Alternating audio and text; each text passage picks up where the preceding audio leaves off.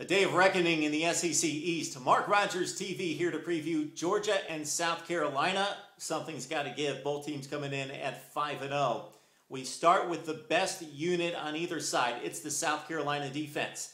The Gamecocks having given up just 11 points per ball game, 5 touchdowns in 5 games, going up against a Georgia offense, scoring over 48 per game, 536 yards of total offense averaged per game by Georgia.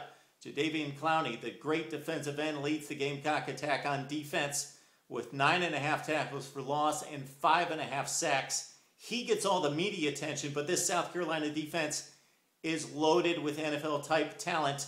2 guys to look out for, Kelsey Quarles and Chaz Sutton. They have combined in 5 games for 5 sacks and 9 tackles for loss. This South Carolina defense, I believe, is the second best defense in all the land behind Alabama, and certainly in that top 5 along with Michigan State, Florida State, and LSU. The Georgia offense is the best Georgia offense we've seen in years, with Aaron Murray much matured at quarterback. He's been a star since a freshman, but now he is limiting the mistakes. He's 3rd nationally in pass efficiency. 12 touchdowns, 3 picks for Aaron Murray. And he's got 2 incredible running backs. They're both freshmen, Keith Marshall and Todd Gurley. Gurley leads the SEC in rushing, scoring, and all-purpose yardage. And all Marshall did last week against Tennessee is rush for 167 yards on 10 carries. Herschel Walker loves these 2 guys. Okay, for South Carolina on offense, you've got Marcus Lattimore. It all revolves around him. 120 last week against Kentucky. He ripped Georgia in his last outing against the Bulldogs for $179. But the most important player for South Carolina is Connor Shaw. Of course, he turned in the 20 consecutive completions against Missouri. He's a much better quarterback than he's been in the past. He's maturing. He's gaining confidence. But this is his biggest test and biggest game of his career.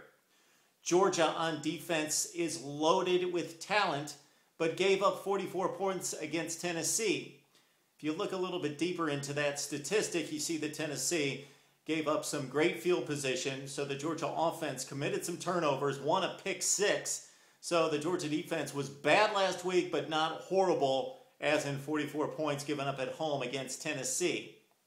Alec Ogletree got his first start of the season coming off suspension, racked up 15 total tackles, and he was joined off suspension by Bakari Rambo, one of the best safeties in the country, who had 8 stops. Georgia in all had 12 starters lost to suspensions in the first 4 games. Personnel-wise, they are completely back, loaded, ready to go, despite the effort against Tennessee. And of course, Jarvis Jones is going to show up with his 4.5 sacks as well. The kickers are both marginal. For Georgia, you've got Morgan. 2 interesting statistics about him is that he's already missed 3 extra points, and Marshall Morgan has already had 3 hit off the upright, so he could have missed 6 extra points already. He has kicked 2 plus 50 yards, so let's be fair to the Georgia place kicker.